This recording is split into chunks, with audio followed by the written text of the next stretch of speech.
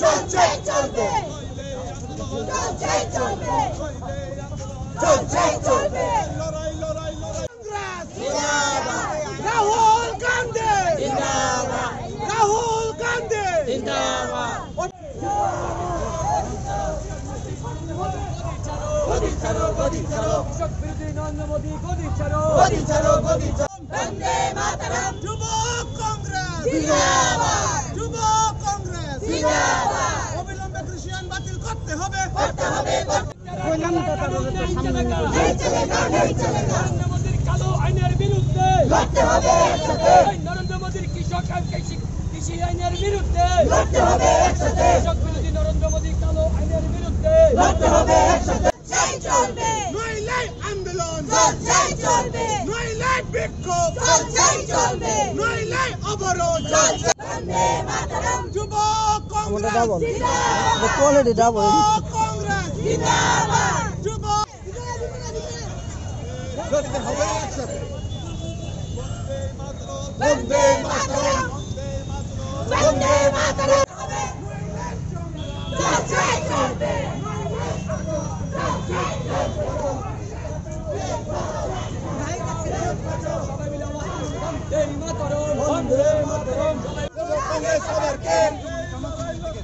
যুব কংগ্রেস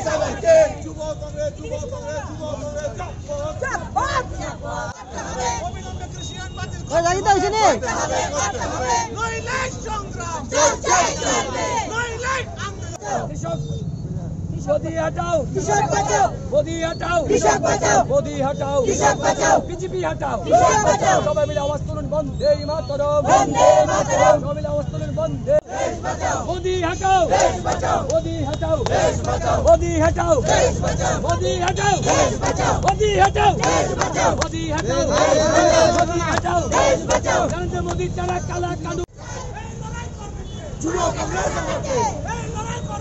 যুব কংগ্রেস আবারকে অবিলম্বে কৃষি আইন বাতিল করতে হবে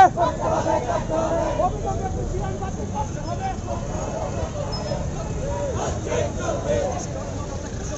যুব কংগ্রেসের আন্দোলন চলছে